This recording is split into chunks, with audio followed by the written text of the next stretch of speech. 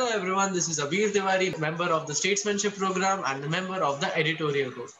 Today we are here with the third episode of Zabani, which is our audio-visual podcast event where we plan to showcase atypical topics in an unconventional manner.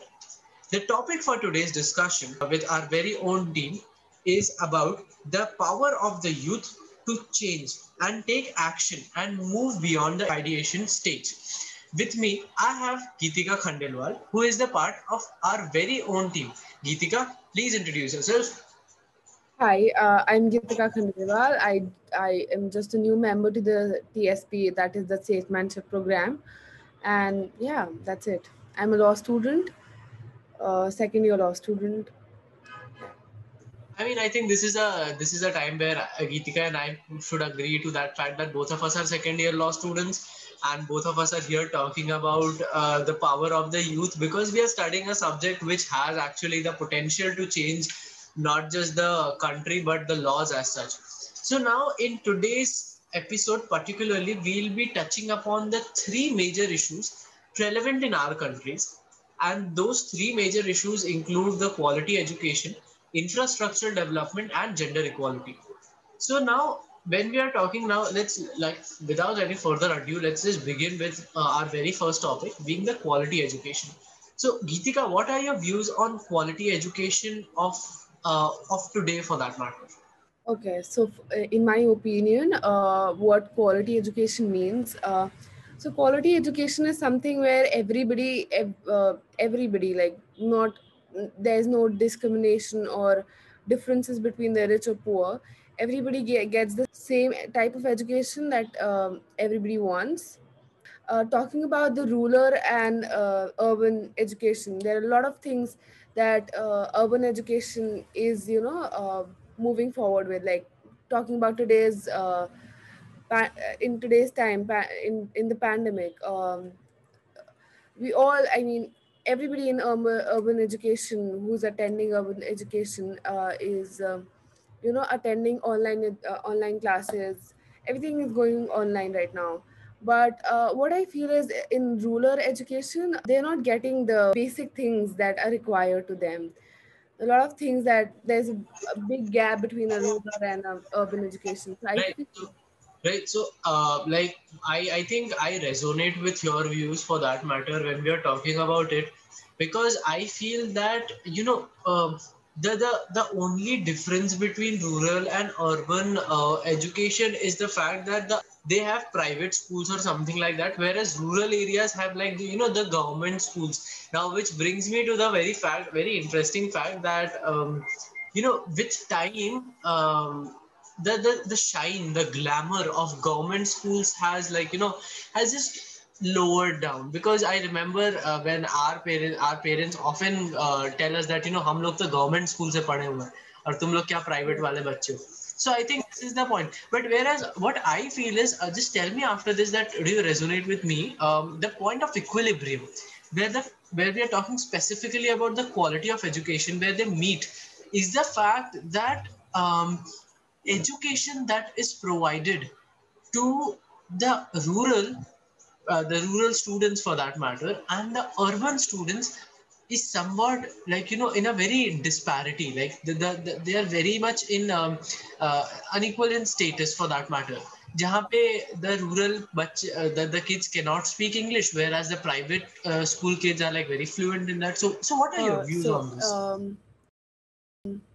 talking about the disparity between the government school and the private school, I would like to talk about the education system which USA and other, I don't know about all the countries, but yeah, talking about USA, so I've heard, I have seen that, government schools there have much better education in a lower cost. Of course, they don't cost, because being a government education system, they don't cost.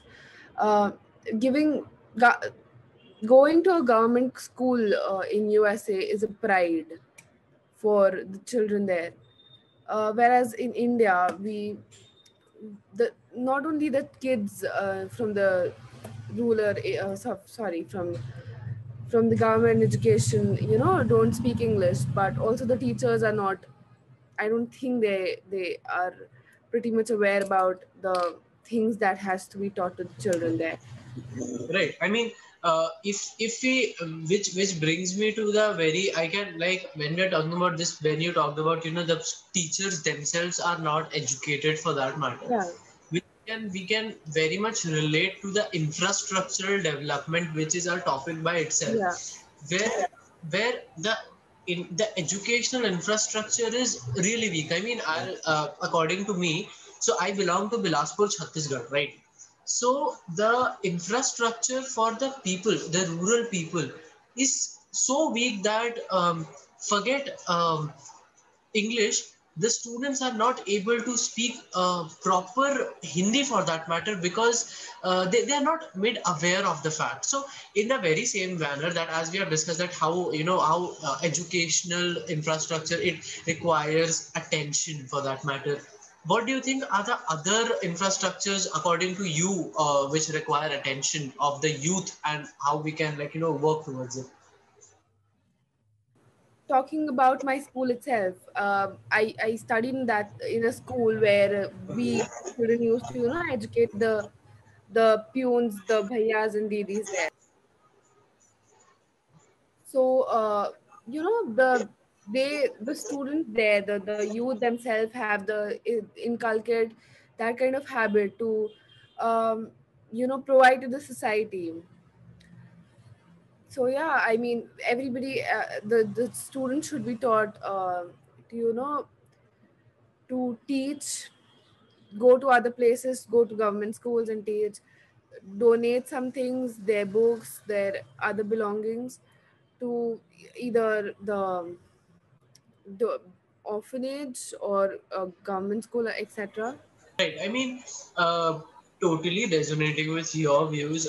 Even I feel that not just this, but I think that the youth of today can do like marvelous things. I mean, the knowledge that we possess, okay, we can very easily go to the rural areas and we can, teach them English, or the basic English, the basic Hindi for that matter, because, at the end of the day, we do nothing in summers or winter breaks for that matter. We just be lazy and we talk.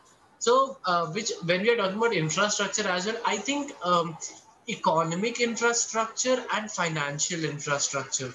These are also the two infrastructures that the youth can contribute a lot to, like a lot.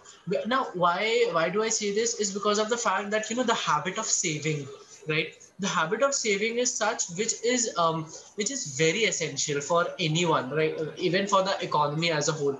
So if the youth today, yeah, yes, go ahead. It is important for every I mean, for every business, every job.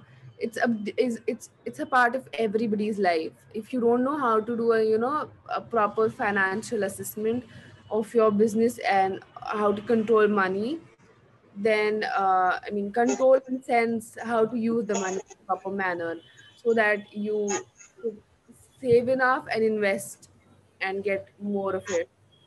So Right. I mean, like totally agreeing with you on this. Like, if you do not understand or if you do not get how to save money, then it is like a lose-lose situation for you, kind of, because then it won't help not just you, but you have to think as the country as a whole, right? Like there are various things as such. So now when we have talked about the quality education or the infrastructural development for that matter, now it brings me to our very third topic, which is something that you are very passionate to talk about, being the gender equality. So now, what are your views on gender equality for 2020? okay. So basically, what gender equality means is keeping bringing the women up to the level which men are today. Yeah, I mean, when we are talking about gender equality, as I say, you have like a broad definition. However, what I feel about gender equality is the fact that um, it is not just so no kind of work. I actually believe in the philosophy that no kind of work is something that is dominated by a single gender as such, right? Now like be it the defense where I remember so many people are going, like I remember the space. It was believed that only the male can survive the harsh temperatures and everything. But from India itself, Sunita Williams and everyone, they all went to the space and they did that. And when we are talking about the kitchen as well, Chef Vikas Khanna, Sanjeev Kapoor, all of them, so they're defying all the boundaries of, Yeah. that matter. And I feel that, the youth of today is something which is the youth of today is somewhat very much of like a change maker to this particular factor that we are talking about. Now why do I say this is because of the fact that the mindset plays a very big role. The society, how the society thinks, it plays a very big role. So if the society or if the youth starts believing that this is possible, then that is possible. Now with this, I think that we have had short yet sweet and simple discussion about all these three things. And I would just take concluding statement from Geetika before I express my concluding statements. Geetika, what is like your bird's view opinion on an overview kind of thing on the youth and the topics that we discussed? Okay, so youth specifically has a lot of strength and a lot of energy and a lot of brains to, change the society today. Talking about all these points that we spoke about, the gender equality, infrastructure, and quality education. All of these things definitely can be changed if the youth, all the everybody comes together and puts up some efforts to do some things by themselves. So yeah. Right. I mean, totally agreeing on the very similar lines. Even I feel that the youth of a country is like a very important asset. And India, our country specifically, has the highest amount of youth in the world for that matter.